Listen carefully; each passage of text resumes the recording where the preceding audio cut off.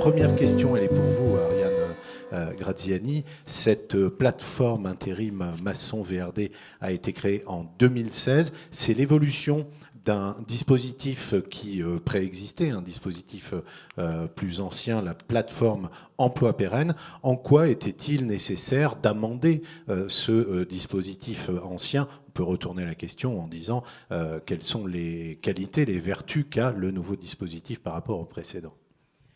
Bonjour. Déjà, c'est peut-être de préciser ce qu'était le premier dispositif. Donc, c'est un dispositif qu'on a créé conjointement la Fédération du bâtiment, la Chambre syndicale des travaux publics et la Directe Seine-et-Marne à l'époque, pour répondre aux premières exigences de clauses sociales qui sont arrivées en 2004 avec l'ANRU. Donc, il nous semblait intéressant et urgent même à ce moment-là déjà de prévoir un dispositif qui permettait d'aller vers l'insertion pérenne plutôt que le coup par coup que nécessite souvent, qu'impulsent souvent les clauses sociales dans les marchés de bâtiments et travaux publics. Et la Chambre syndicale des travaux publics s'est particulièrement approprié ce dispositif de par la typologie de ces entreprises, puisque les entreprises de travaux publics répondent à des marchés publics, c'est, je dirais, 70% de leur activité. Et de fait, elles sont particulièrement concernées par les clauses sociales.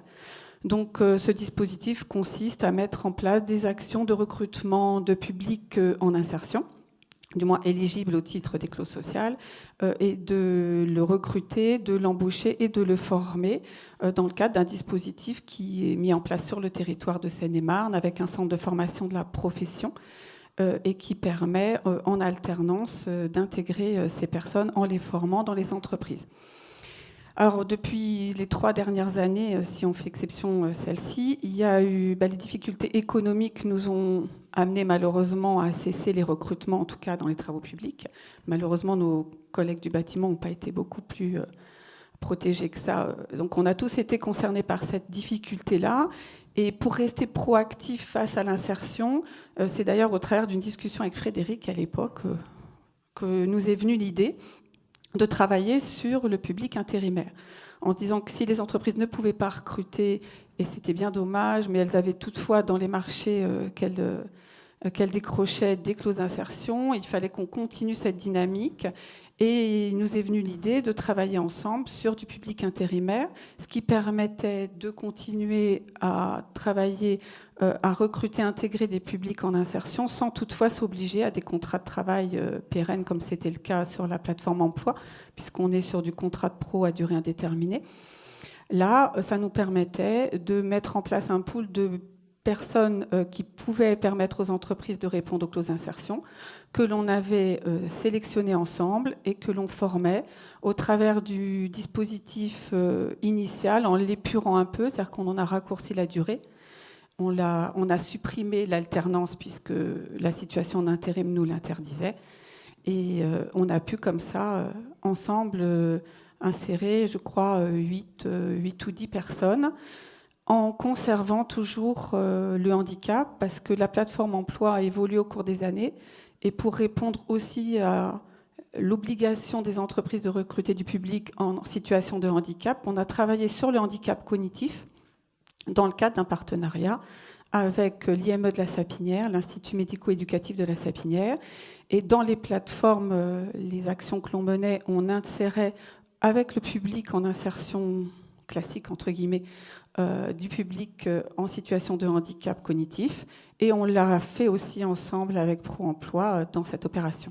Essayez de couper la parole à Ariane, vous allez voir. Non, alors je n'essaye pas, d'abord parce que j'ai déjà eu une première conversation avec elle et que j'ai bien senti que ce n'était pas une bonne idée. Mais surtout, j'étais en train de me dire qu'est-ce que je vais bien pouvoir poser comme question ensuite, dès lors qu'elle a répondu à toutes celles qu'on avait en stock. Donc à partir de maintenant, je vais m'en tirer avec des lancements tout pourris, du genre « Et alors, Frédéric Carlier ?» Alors, comme le disait Ariane...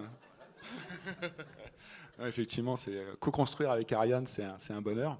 Ce que vous voulez dire, c'est qu'on n'a rien à faire quand on co-construit avec Ariane Graziani. Il faut remuer la tête et puis c'est ça.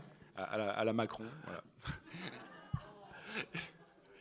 Et donc, Donc on a travaillé en fait ensemble sur le projet. Donc on n'a rien inventé. La plateforme existait déjà. C'était un bel outil.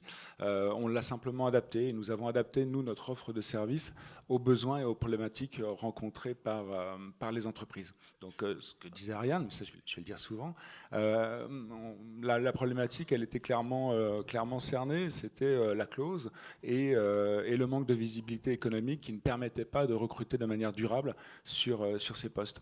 Donc, il fallait trouver un outil adapté, un outil qui réponde à des exigences de souplesse, de flexibilité. Et là, c'était le cas du CDPI. Donc, je ne vais pas faire ma Ariane, je vais passer la parole à Christelle sur le CDPI. Passer la parole à Christelle Kenyart, donc. Bonjour à tous. Oui, dans le cadre en fait, de cette formation, nous avons préconisé à Pro-Emploi le CDPI, qui est le contrat de développement professionnel intérimaire, qui a permis de financer 350 heures de formation. Ce dispositif en fait, vise à associer le travailleur intérimaire, l'entreprise de travail temporaire et l'entreprise utilisatrice. Donc, c'est un dispositif qui permet de professionnaliser les intérimaires par la formation professionnelle, d'accompagner les entreprises de travail temporaire et d'associer les entreprises utilisatrices pour favoriser l'insertion professionnelle durable, pour sécuriser le parcours des intérimaires et répondre aux besoins des employeurs. Et avec un accompagnement, là aussi, qui permet à ces personnes de se sentir un peu plus solides et probablement d'avoir l'esprit plus au travail qu'à la gestion de leurs problèmes d'ordre personnel ou sociaux. Ça existe aussi dans ce cadre-là. Oui, tout à fait. Dans le cadre de cette formation, nous avons aussi associé le FAST-TT, le Fonds d'action sociale du travail temporaire, où un logement a été trouvé pour les salariés en formation pour passer leur examen, qui était en province, à Évreux, me semble-t-il. Pardon. Donc effectivement, il y a... Quand vous ne savez pas, vous demandez à Ariane Graziani, et ça nous évite les imprécisions. Exactement. Je m'en excuse. Donc effectivement, on a pu aussi on a pu libérer avec le FAST-TT les salariés en formation grâce effectivement à un logement pendant une période de la formation. Il y a une belle collaboration entre le FAST-TT et nos CIP, donc nos conseillères en insertion professionnelle au niveau de Pro-Emploi Intérim, qui nous permet de lever les freins et d'anticiper les Quel type de freins ? Les principaux, c'est ce que disait Mario tout à l'heure, les principaux sur le logement, la mobilité, tout ce qui va concerner également les modes de garde. Alors c'est un petit peu moins vrai là, mais voilà, toutes ces problématiques, la problématique linguistique qui est très très prégnante également.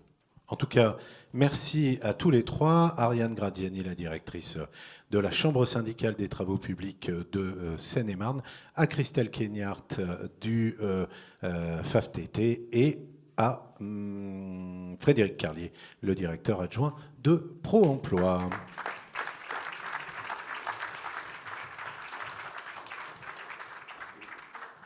Et Aster, toujours sur le coup, vous pouvez apprécier la réactivité avec laquelle il illustre nos conversations.